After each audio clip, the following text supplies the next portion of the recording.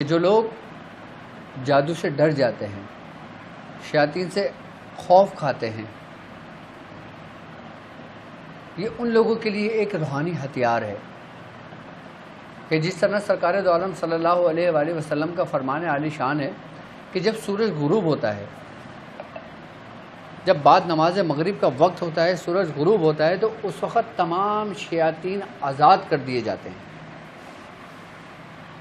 اس لیے رسول خدا صلی اللہ علیہ وآلہ وسلم کا فرمان ہے کہ تم اپنے گھروں کے دروازے کھڑکیوں کو بند کر لیا کرو اور گھر میں رکھے ہوئے برتنوں کو اوندھا کر دیا کرو، یعنی کہ الٹا کر دیا کرو، کھلا نہیں چھوڑا کرو، کیونکہ جب شیاطین آزاد کر دیے جاتے ہیں تو یقیناً جب وہ آزاد ہوتے ہیں تو پھر وہ کسی بھی قسم کا شر پھیلاتے ہیں۔ اسی شر کو ختم کرنے کے لیے، اسی قوتوں کو ختم کرنے کے لیے اللہ رب العزت نے اپنے محبوب کے لیے بالخصوص اس امت کے لیے جو تحفہ بھیجا وہ سورہ فلق اور سورہ ناس بھیجا۔ جب ہم سورہ فلق پڑھتے ہیں کہ قل اعوذ برب الفلق،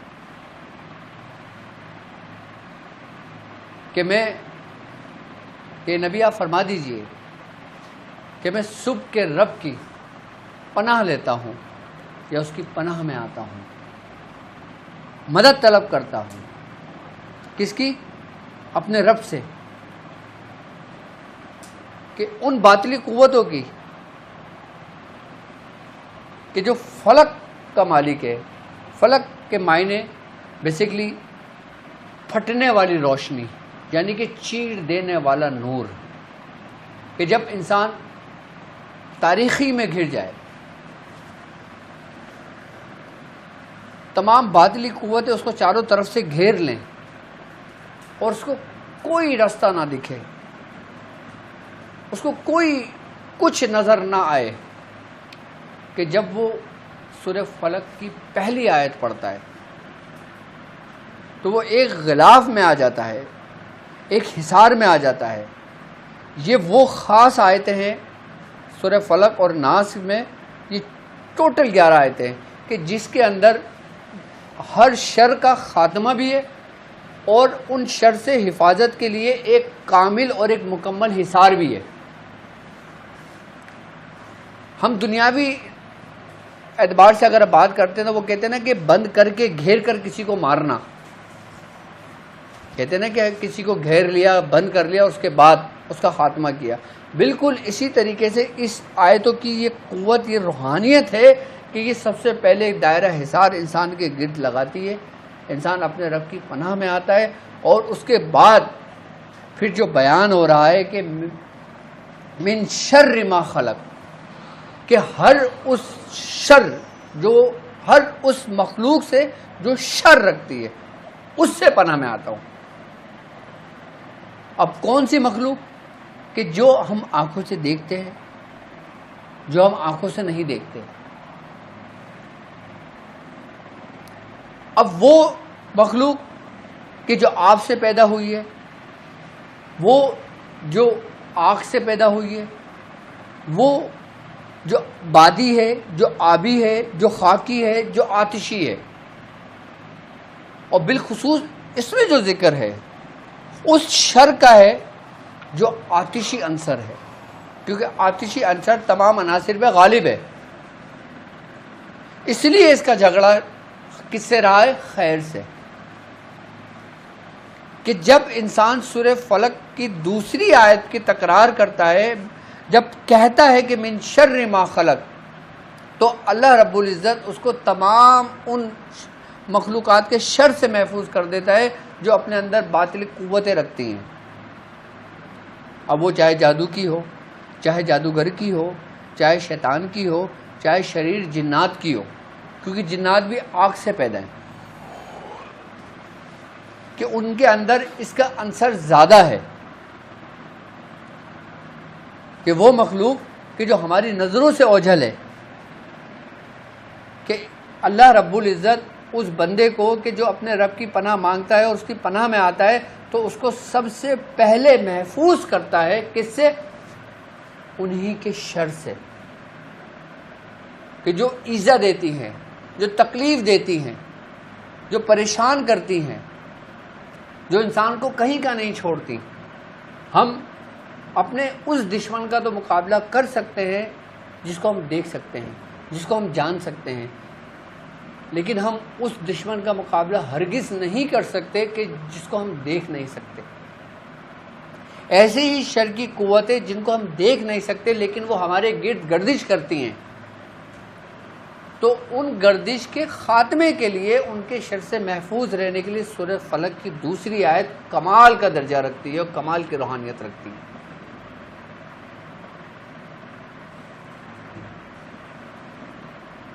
کہ جسے کہتے ہیں اندیکھی دنیا، عجائبات کی دنیا، کالی دنیا، وہ دنیا جو اپنے اندر تمام شر کو سمیٹے ہوئے ہے. اور جب وہ تمام شر کو سمیٹے ہوئے ہے تو وہ گہرے اندھیرے میں ہے کہ جب انسان اپنے رب کی پناہ میں آتا ہے تو وہی نور چیر پھاڑتا ہوا اس کو اپنے رب کی طرف لے جاتا ہے، رب کی پناہ اس کو مل جاتی ہے. اور جس کو رب کی پناہ مل گئی اس کے لیے دنیا بھی اچھی اور آخرت بھی اچھی. اب اس کی تیسری آیت جو ہے، قل اعوذ برب الفلق من شر ما خلق ومن شر غاسق اذا وقب، یعنی کہ میں پناہ میں آتا ہوں اپنے رب کی، کس سے؟ کہ غاسق جو ایک گہرا اندھیرا ہے، وقب یعنی کہ چھا جائے، کہ جب گہرا اندھیرا پوری طریقے سے گھیرے میں لے لے. اب جیسے اب انسان اگر ایک سوچے تھوڑی دیر کے لیے کہ وہ اس دنیاوی تکلیفوں سے پوری طریقے سے گھر چکا ہے، پوری طریقے سے اس کو گھیرے میں لے لیا ہے، چاہے وہ اس کو گھیرے میں جادوگروں نے لے لیا ہے، چاہے دنیاوی آزمائش نے لے لیا ہے، چاہے مصیبت نے لے لیا ہے، چاہے پریشانیوں نے لے لیا ہے، چاہے اولاد کی تکلیف نے لے لیا ہو، وہ پوری طریقے سے گھر گیا، وہ بند ہو گیا، اب اس کو کوئی رستہ نہیں مل رہا. اب جب پوری طریقے سے جب گھر جاتا ہے، یہاں پہ غاسق کا جو لفظ استعمال ہے نا، یہ گہرا ہے، یعنی کہ یہ اندھیرے کا پورا عروج ہے، اور جو چیز اپنے عروج پہ پہنچ جاتی ہے اس کا وقت زوال کا شروع ہو جاتا ہے. یعنی کہ پہلے ہم ان آیتوں میں کیا دیکھ رہے ہیں کہ ہم اپنے رب کی پناہ میں آ رہے ہیں، کن سے؟ مخلوق کے شر سے. اور دوسرا وہی شر کہ جب پوری طریقے سے انسان کی وجود کو اپنی صلاحیت میں لے لے، اپنے اندر سمو لے، پورے اس کو تاریخی میں لے جائے،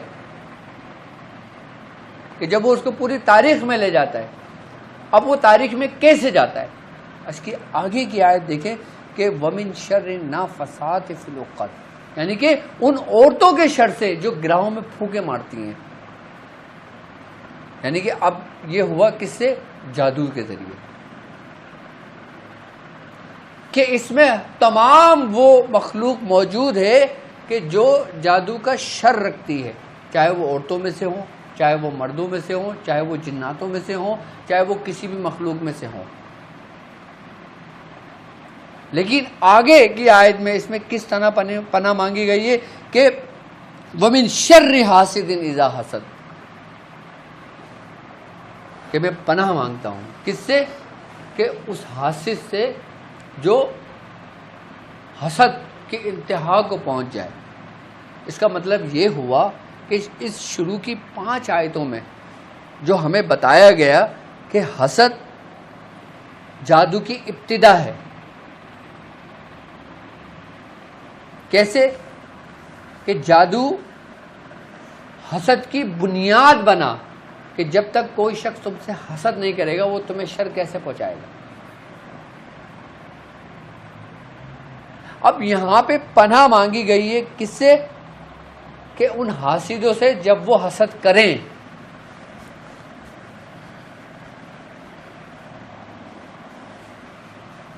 اس کا مطلب یہ ہوا کہ حسد کا جو عنصر ہے وہ غالب ہے جادو کے عنصر پر. ایک تو اپنے اندر ایک شر کی قوت لے کے ایک کونے پہ بیٹھا ہوا ہے، دوسرا حسد کرنے والا اس شخص کے پاس آیا جو ان قوتوں کو لے کے بیٹھا ہوا ہے، پھر اس نے اس میں اپنا حصہ ڈالا اور اسی شر کو لے کر اس نے اس کو پھیلا دیا. ایک ہوتا ہے گمراہ اور ایک ہوتا ہے گمراہ گر. اگر تم گمراہ ہو نا تو اللہ تعالیٰ تمہیں ہو سکتا ہے ہدایت دے دے، لیکن اگر تم گمراہ گر ہو، جتنے لوگوں کو تم نے گمراہ کر دیا، جب تک وہ ہدایت پہ نہیں آئیں گے تم بھی ہدایت پہ نہیں آ سکتے۔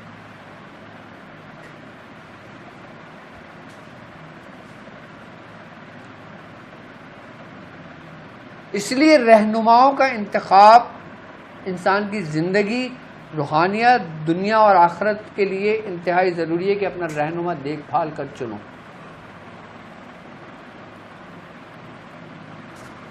کہ حسد سے ہی تمام کی ابتدا ہوتی ہے۔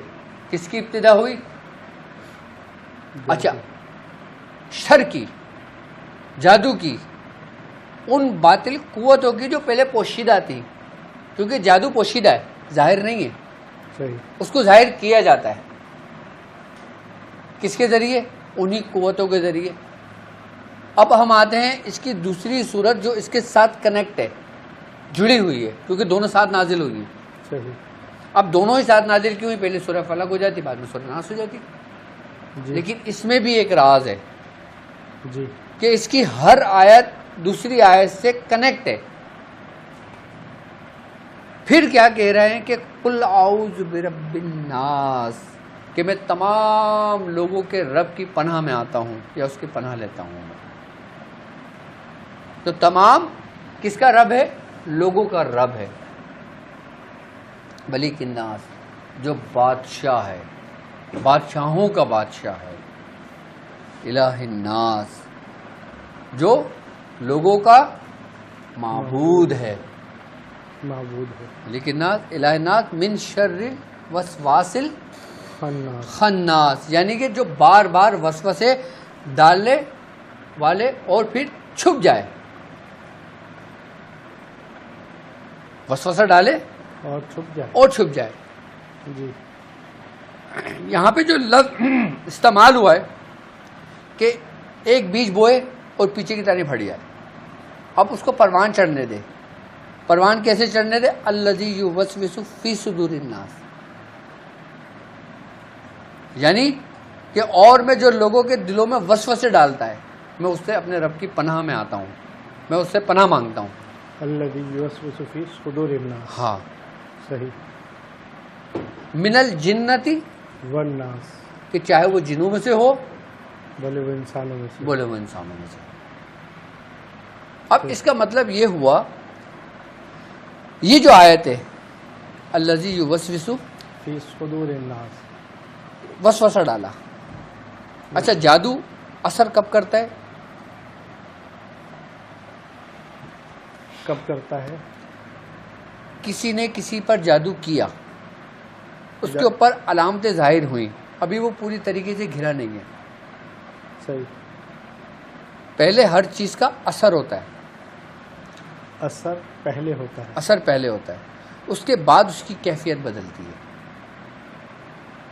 صحیح، کہ جیسے انسان دوائی کھاتا ہے، جی اس کا اثر کہاں ہوتا ہے؟ اس کی صحت پر۔ صحیح، اگر وہ اچھی دوا کھائے گا تو اثر کہاں ہوگا؟ صحت پر، اور اچھی صحت پر ہوگا۔ اور اگر بری دوا کھاتا ہے، غلط دوا کھا لیتا ہے، تو اس کی صحت بگڑے گی۔ صحیح، اسی طریقے سے جب جادو ہوتا ہے تو اس کا اثر سب سے پہلے کہاں پہ ہوتا ہے؟ انسان کے دماغ پر۔ اور جب انسان کے دماغ پر اس کا اثر ہوتا ہے نا، تو ہمارے پورے وجود کے اندر، کہ جس کو بادشاہ کہا گیا ہے تمام جسمانی اعضاء میں، جس کا سلطان کہا گیا ہے، وہ ہے ہمارا دماغ۔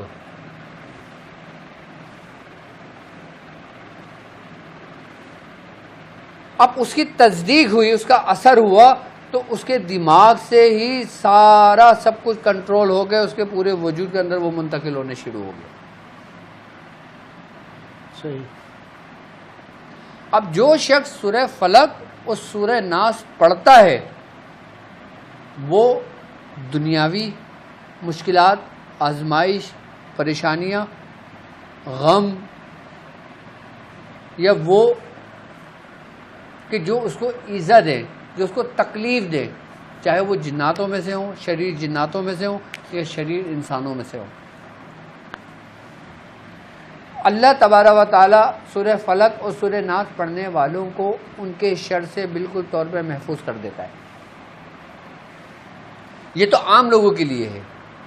صحیح, عام لوگوں کے لیے کہ سورہ فلق اور ناس ہمیں جادو سے, شیاطین کے شر سے, حاسد سے, حاسدین کی حسد سے, نظر بد سے اور ہر قسم کی منفی اثرات, منفی توانائیاں, منفی قوتیں جس کو نیگیٹیوٹی کہتے ہیں, اس سے محفوظ رکھتی ہے.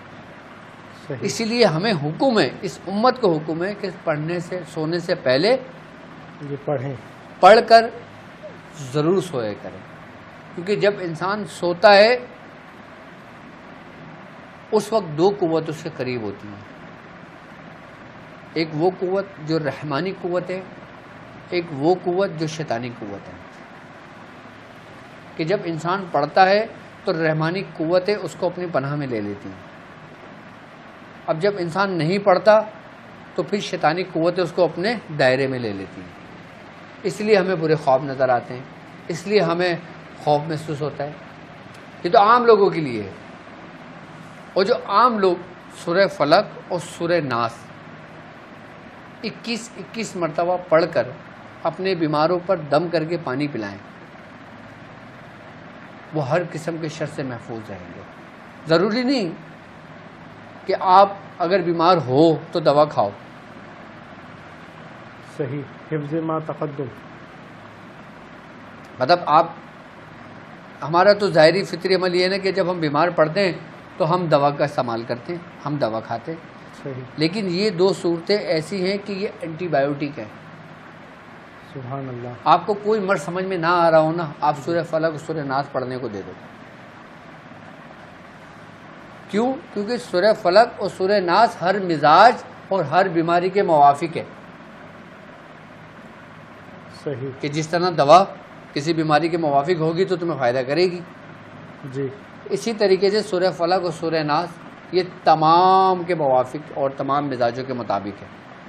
یہ ایسا کلیہ ہے 11 آیتوں کا, ایسا کلیہ ہے کہ یہ دنیا میں ہر انسان کے لیے, یا سمجھ لو کہ اس کے لیے پارس کا مانند ہے. جیسے آپ وہ فرما رہے تھے نا کہ صدور الناس وسوسہ, ہاں, وسوسہ اور حاسد کا حسد. ہاں, مطلب یہ کہنے کا مطلب حفظ ما تقدم اس طرح سے ہے کہ یہ حسد کو ہی کاٹ دیتا ہے جو جادو کا اصل وجہ بنتی ہے. بالکل ایسا ہی ہے کہ جادو کی ابتدائی اس کی کنجی جو اس کا پہلا, اس نے اصل میں جب وہ سانپ چھوٹا ہوتا ہے نا, جب اسی کا منہ کچل دیا جائے تو سانپ بڑھتا نہیں ہے. اب وہ جتنا بڑھنے شروع ہو جائے اتنی قوت کا مالک ہو جاتا ہے, اتنا ہی وہ خطرناک اژدھا بن جاتا ہے. اژدھا جب بچہ ہوتا ہے, چھوٹا سا ہوتا ہے, اس کو کوئی بھی کچلتے, چھوٹا سا بچہ کچلتے مر جاتا ہے. لیکن جب وہ اژدھا اپنی پوری قوت, پوری جسامت کے ساتھ آ جائے, خطرناک ہے. خطرناک ہے, بڑوں کے لیے خطرناک ہے. اس لیے یہی صورتیں ہر قسم کی شرری قوتوں کو اس کے ابتدا میں ہی نچوڑ دیتی ہیں, ختم کر دیتی ہیں اس کے شر کو. سبحان اللہ, سبحان اللہ. اب تمہاری ابتدا ہو یا انتہا ہو, سورہ فلق تمہیں کمال لگتی ہے. اگر تمہارے اوپر کیا ہوا جادو انتہا پہ پہنچ گیا تو میں نے کہا نا, پھر وہ گھیر کر جو مارنے والی بات ہے. پھر یہی سورہ فلق اور سورہ ناس کی روحانیت ہے کہ پہلے آپ اپنے رب کے حصار میں آ جاتے ہو, اس کے بعد جب حصار میں آنے کے بعد پھر اسی ہی کی روحانی قوت ہے, گھیر کے مارتی ہیں, گھیر کر مارتی ہیں انسان. ہاں ہاں ہاں, سبحان اللہ. کہ اس کو بچنے کا موقع نہیں ملتا اس شر کو. مطلب ان کی روحانی قوتوں نے آپ کو گھیر لیا. ہاں, اب آپ کو گھیر لیا تو باہر کی تو طاقتیں اندر آ ہی نہیں سکتی, اور جو اندر ہیں پھر ان کو ختم کر کے, نیست و نابود کر کے اس کو نکال دیتی ہیں. سبحان اللہ, سبحان اللہ. اچھا, نکالتی بھی ہیں تو ہمیں پتہ لگتا ہے کیسے کہ ہمارے وجود سے پسینے کے ساتھ سے باہر نکلتی ہیں. جو چیز تمہارے اندر داخل ہوئی, دیکھو جادو ایک حقیقت ہے, اور جو حقیقت ہے وہ اپنا وجود رکھتی ہے. صحیح ہے. اسی طریقے سے کوئی بیماری ہمارے جسم میں داخل ہوتی ہے, جب وہ بیماری مرتی ہے, جب کسی وائرس کو ختم کیا جاتا ہے تو ہمارا جو وجود ہے, ہمارا جو لیور ہے خاص کر, جس کو ہم سیکنڈ برین کہتے ہیں, یہ ہمارے جسم کا دوسرا دماغ میڈیکل میں جگر کو کہا جاتا ہے. صحیح. اب ہم کوئی میڈیسن کھاتے ہیں, ٹھیک ہے, اس کو کیسے معلوم کہ میں نے کسی کے سر میں درد ہو رہا ہے تو سر کے درد میں پہنچنا ہے, ٹانگ میں نہیں پہنچنا, ہاتھ میں نہیں پہنچنا. صحیح. اب آپ کے گھٹنے میں درد ہے, آپ دوا کھا رہے ہو, اب دوا کو کیا معلوم کہ ان کے گھٹنے میں درد ہے، کہ اس کا اثر گھٹنے پہ ہونا ہے، سر میں نہیں ہونا، آنکھ میں نہیں ہونا، کان میں نہیں ہونا. دوا کو کمانڈ دے کے تو نہیں بھیجا تھا، دوا کو کمانڈ دے کے تو نہیں بھیجا نا آپ نے. نہیں. تو پھر دوا کا اثر اس جگہ پہ کیسے ہوتا ہے؟ اب آپ مجھے یہ بتائیں. آپ ارشاد فرمائیے. یہ سوال ہے سبحان اللہ. اور جامع سوال ہے. صحیح. اس کا مطلب یہ ہوا کہ اسی لیے میڈیکل کی لائن میں ہمارے جگر کو نا اس کو سیکنڈ برین کہا جاتا ہے. جب ہم کوئی میڈیسن کوئی دوا منہ میں لیتے ہیں وہ اسٹمک میں جاتی ہے، اسٹمک کے بعد پھر وہ لیور میں جاتی ہے. ہم جو کچھ بھی کھاتے ہیں وہ لیور میں سٹور ہو جاتا ہے. اب لیور ہی آگے پہنچاتا ہے کہ اب ہم نے اس کو کہاں پہنچانا ہے. وہ لیور کا فنکشن ہے. صحیح. لیور نے راستہ دینا ہوتا ہے. اگر لیور کو معلوم ہوا کہ یہ چیز آئی ہے اور یہ اس کے لیے نقصان دہ، میں اس کو آگے نہیں پہنچا سکتی، اسٹاپ ہے، یعنی کہ ایک مورچہ لگا ہوا ہے. کہ جیسے اگر کسی کی ناکہ بندی ہوتی ہے، کسی جگہ کو روڈ بلاک کیا جاتا ہے، وہاں پہ ایک پولیس کی گاڑی کھڑی کر دی جاتی ہے، ٹھیک ہے، اور پھر دیکھ بولا جاتا ہے کہ بھائی یہاں سے کچھ چیز اسمگلنگ ہوگی تو تم گاڑیوں کی چیکنگ کرنا ہے تم نے. اب وہ ایک ایک کر کے گاڑیوں کی چیکنگ کرتا رہتا ہے کہ جس میں اگر اسمگلنگ ہوتی ہے تو اس کو پکڑ لیتا ہے. بالکل جگر کا کام اس پولیس کے مانند ہے. ہمارے جسم میں جو بھی کچھ آ رہا ہوتا ہے نا وہ سب اسٹور میں وہاں جمع ہو رہا ہے. پھر وہاں سے لیور اس کو آگے ریلیز کرتا ہے. اب لیور نے آگے ریلیز نہیں کرنا، اس کو سمجھ نہیں آ رہا کہ اب ان سے کرنا کیا ہے اس کا، تو وہ کیا کر دے گی، تمہیں وومیٹنگ فیل ہو جائے گی. پہلی علامت. صحیح. دوسری علامت تمہیں موشن ہو جائیں گے. صحیح. تیسری علامت تمہیں بخار چڑھ جائے گا، تمہارے جسم سے پسینے چھوٹنے لگیں گے. اس کا مطلب ہے جو تم نے اپنے اندر کھایا ہے اب وہ وجود سے باہر نکلے گا. جگر نے اس کو ایکسیپٹ نہیں کیا، جگر نے اس کو آپ کے دوسرے اعضاء کو متاثر ہونے نہیں دیا. اگر جگر اس کو چھوڑ دے تو آپ کو پورا جسم ایکسپائر ہو جائے. صحیح. جسم ہمارے وجود کا وہ مورچہ ہے، وہ قلعہ ہے کہ جہاں سے ہم جو کچھ بھی جاتے ہیں وہ وہاں پر آتا ہے، وہاں سے ڈسٹریبیوٹ ہوتا ہے. کہ جیسے پیغامات ہمارے دماغ ہے، دماغ ہمارے پورے اعضاؤں کا پیغامات دیتا ہے. لیکن جو چیز اب ٹیبلٹ کھا رہے ہو، اب تمہارا دماغ کہہ رہا ہے اب زہر ہے، اب دماغ کہہ رہا ہے کہ بھائی یہ زہر ہے اس کو مت کھاؤ. صحیح. لیکن پھر بھی لوگ کھا لیتے ہیں. اب وہ جائے گا اندر، لیکن پھر بھی ایک سیکنڈ آپشن موجود ہے ہمارے وجود میں انسان کو بچانے کے لیے. کیا؟ لیور. جگر. جگر.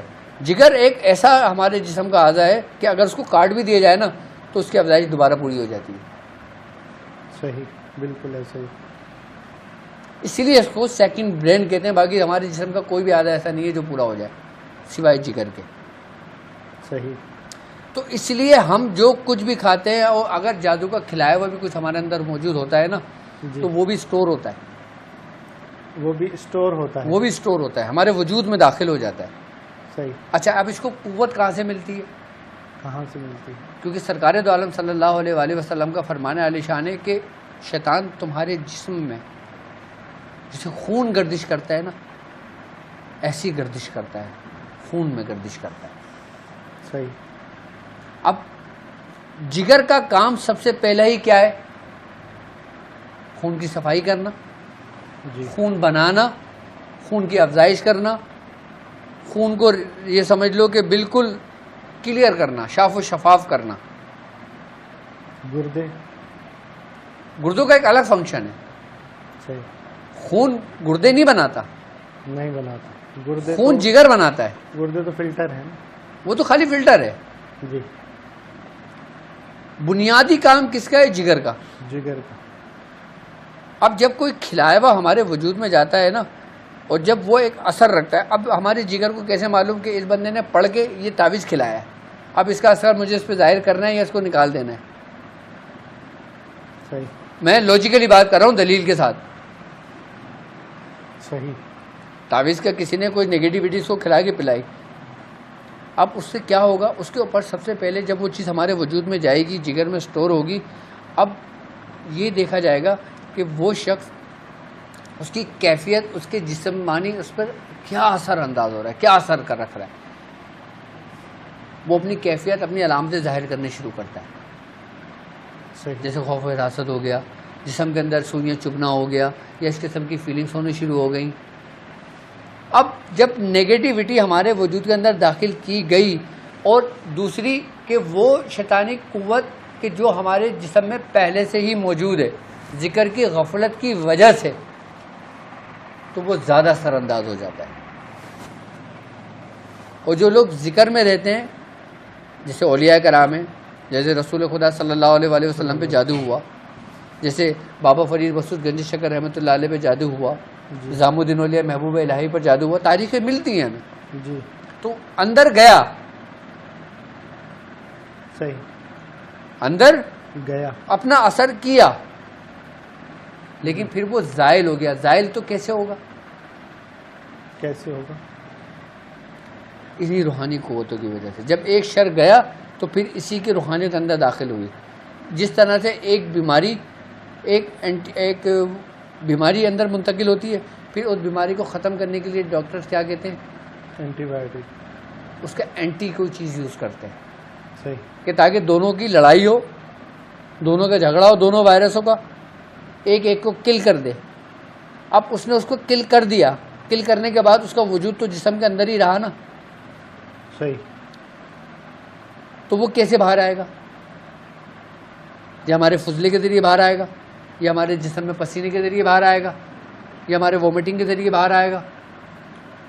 کسی بھی منفذ سے باہر آئے گا، کسی بھی منفذ سے باہر آئے گا. یہ سورہ فلق اور سورہ روحانیت کی یہ تاثیر ہے کہ جو شخص سورہ فلق اور سورہ ناس کا پانی پی لے اور اس کو کھلایا ہوا ہو تو یہ اس کے اثر کو زائل کر کے اس کو نکال دیتی ہے. صحیح. ان منفذ میں آنسو بھی ہیں؟ بالکل. میں یہ اتنی ڈیٹیل میں سمجھانے کا مقصد ہی یہی ہے. صحیح صحیح. مطلب یہ جو آپ نے ایک بات کی تھی اس کی اتنی تفصیل جو بتائی کہ وہ نکلے گا ایسے کہ پسینے کے ساتھ. ہاں، اگر جادو نکل رہا ہے تو پسینے میں بہت گندی بدبو ہوگی. صحیح. ہاں، جب ہم کسی کا اتار کرتے ہیں، میں جب اپنے کلینک پہ اتار کرتا ہوں کسی کا، جب اس کا اتار کر رہا ہوتا ہوں تو بڑی گندی بدبو آ رہی ہوتی ہے. باقاعدہ طور پہ دوسرے لوگ اس کو فیل کرتے، محسوس کرتے، کہتے ہیں اسمیل کس چیز کی. میں کہتا ہوں بھائی جاؤ اگربتی جلا لو، بخور جلا دو. لیکن اچھا یہ نکل رہا ہے، نکلنے دو اس کو. اس کے وجود سے ہر کی ایک اسمیل ہے. نظر بد کی بھی اسمیل ہے، جادو کی بھی اسمیل ہے، صحیح، حاسدین کی بھی اسمیل ہے. اچھا، ہاں، آسیب کی بھی ہے. تو یہ کہ جس سے انسان یہ چیز کو شناخت کرتا ہے، تشخیص کرتا ہے کہ معاملہ کیا ہے. کہ جیسے بعض اوقات آپ بیٹھے میں جی آپ کو ایسی بو آنے لگی جیسے ٹوائلٹ میں سے آتی ہے. آپ بولے یار ٹوائلٹ تو دور ہے یہاں سے، لیکن ایسی بدبو کیسے آ رہی ہے؟ کہیں کہیں ناپاک کوئی جگہ تو نہیں ہے، کوئی گندا کپڑا تو نہیں پڑا ہوا. جی.